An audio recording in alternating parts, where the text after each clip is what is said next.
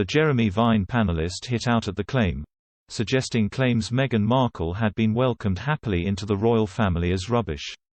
Dr. Mos-Shogbamimu took particular issue with Angela Levin, saying the Duchess of Sussex had been disgruntled with being unable to take on a leading role when she joined the institution. Ms. Levin said, "Shush is a woman who wants to do what she wants and to lead. And she just didn't like it. It was very unfortunate. Prince Harry told me, when I was writing his biography, that he was spending a lot of time trying to tell her how it all worked. And he was very worried whether it would stay with her or not." The comments made Dr. Mos-Shogbamimu cut in, "With all due respect, with as much disrespect, that's utter nonsense.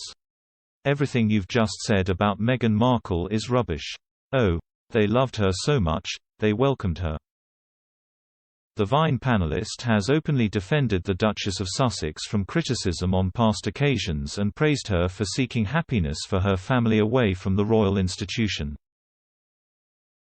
During her infamous Oprah Winfrey interview last year, Meghan claimed she had failed to fully grasp was joining the British royal family until her first meeting with the Queen.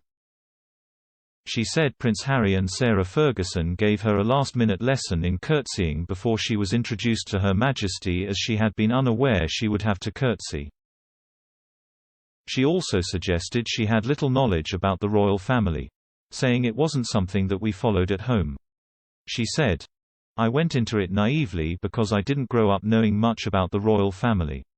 It wasn't something that was part of the conversation at home."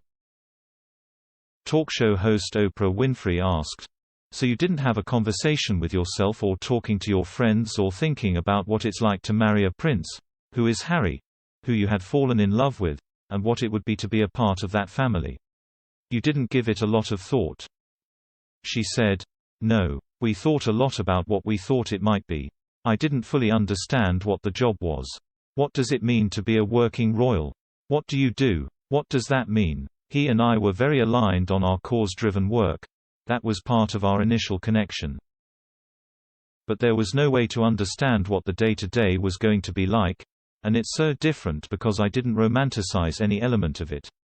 She added, "But I think, as Americans especially, what you do know about the royals is what you read in fairy tales, and you think is what you know about the royals. It's easy to have an image that is so far from reality, and that's what was so tricky over those past few years, when the perception and the reality are two different things and you're being judged on the perception but you're living the reality of it. There's a complete misalignment and there's no way to explain that to people."